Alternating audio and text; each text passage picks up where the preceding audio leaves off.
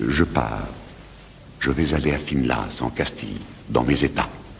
Et là, songez. Pour une fille. Toi, règle le départ, car nous sommes pressés.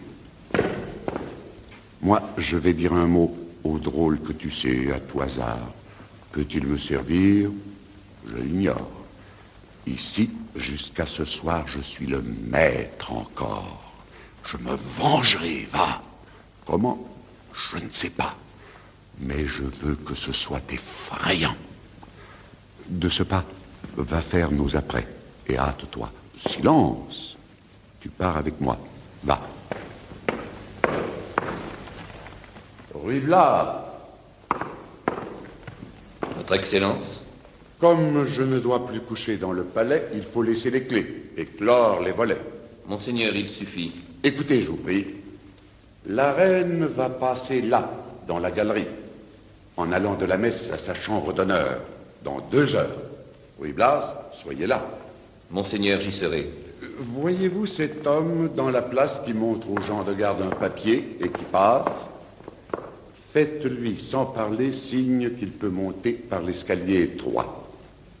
Avant de nous quitter, dans cette chambre où sont les hommes de police, voyez donc si les 3 alguazils de service sont éveillés. Seigneur, ils dorment. Parlez bas. J'aurai besoin de vous. Ne vous éloignez pas.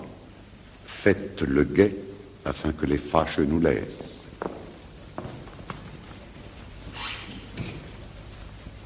Ils se sont regardés. Est-ce qu'ils se connaissent? Ah, vous voilà, bandit.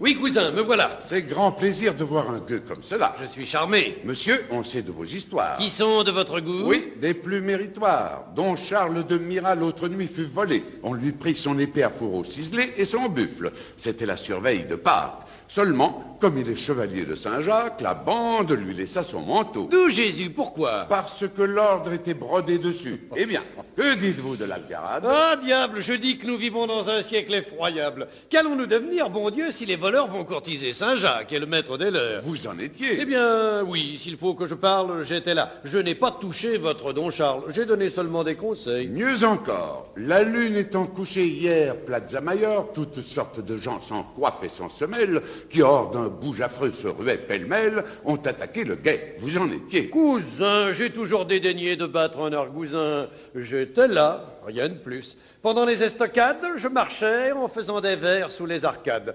On s'est fort assommé. Ce n'est pas tout. Voyons.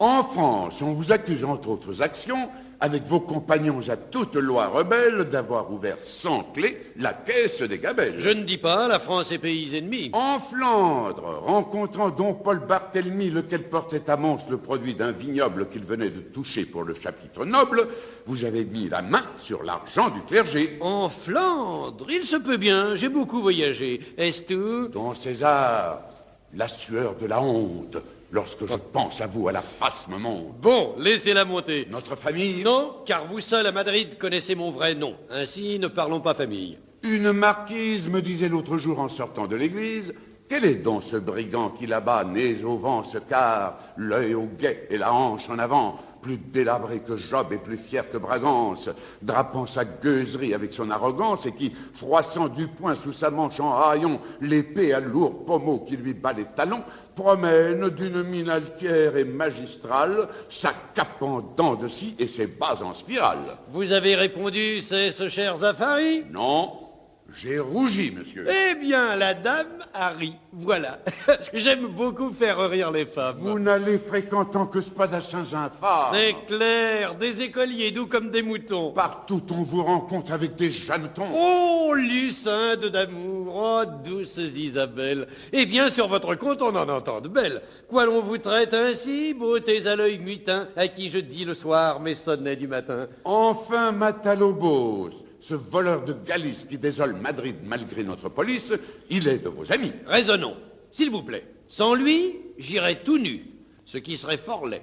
Me voyant sans habit dans la rue, en décembre, la chose le toucha. Ce fat parfumé d'ambre, le comte d'Albe, à qui l'autre mois fut volé son beau pourpoint de soie. Eh bien Pour continuer à écouter ce livre audio gratuitement, cliquez sur le lien dans la description et vous pourrez l'écouter en entier sans frais grâce à l'essai de 30 jours d'Audible.